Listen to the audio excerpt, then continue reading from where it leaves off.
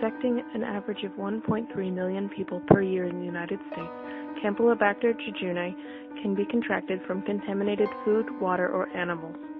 The symptoms vary from cramps, fever, to diarrhea and dehydration, and if it leads to the contraction of Guillain-Barré, paralysis, and even death.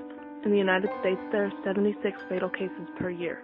Tonight on Dateline, we're going to hear about the most recent outbreak that has been linked to raw milk, see how many chickens are affected annually, and hear a personal case from a victim. New details tonight. We now know raw milk is to blame for an illness that affected several members of the Durand High School football team last month. Health officials reached this conclusion after interviewing the players about what they were exposed to before getting sick. Testing confirmed the outbreak was caused by Campylobacter. It's an infection that comes from food contaminated with bacteria. Symptoms include diarrhea, cramps, fever, and stomach pain. Students drank the raw milk at a team potluck. All of them are now back at school. Well, the results we've published show that wherever you buy your chicken from, it's possible that it will have Campylobacter on it. 65 to 85% of chicken containing Campylobacter. One summer, it was early July, I was taking care of some chicks inside the home. So I was changing their water, feeding them, and I also moved them from their one little box to a new one. I started feeling real sick. Like just all of a sudden I felt really nauseous. I couldn't even bear to look at any food. And I promptly just went to the bathroom. I had to go to the bathroom like 20 times that first day. And the next day was at least 15. So I was at home suffering through these really horrible, painful cramps. I had a fever as well, and I just felt like no matter how much I was trying to drink, I couldn't retain any of that water.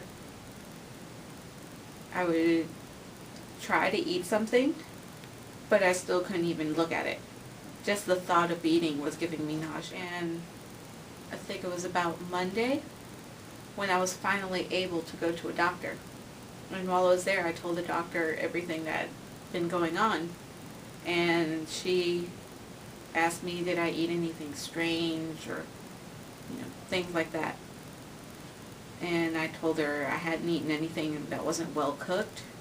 I hadn't, and no other family member had gotten sick like I was. And she gave me a little container to take a stool sample and to bring back, and told me to stay on liquids. And when I went back to see her about 3 days later for the follow-up, she showed me my lab report, and I had Campylobacter jejuni food poisoning. It said on there that I had about moderate growth, and all other food-borne agents were basically negative. And I was just like, what is that? I'd never heard of it before. I've heard salmonella food poisoning, but never Campylobacter. And I finally was back to 100% just a few days later, but in total it took me about 12 days to be back to normal. And it was horrible. I never wanted to have pain like that again. What the doctor did tell me was I needed to make sure to clean everything I touched before and after I went to the bathroom. I wiped everything with a solution of bleach and water, and I also would scrub the toilet thoroughly with a little bleach in there. And thankfully no one else got sick, just me. But those cramps, I won't forget how painful they were.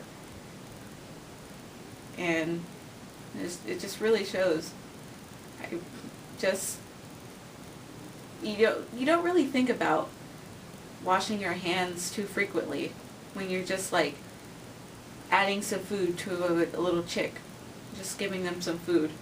It never really crosses the mind that much. But in this case, I really should have thought of it more.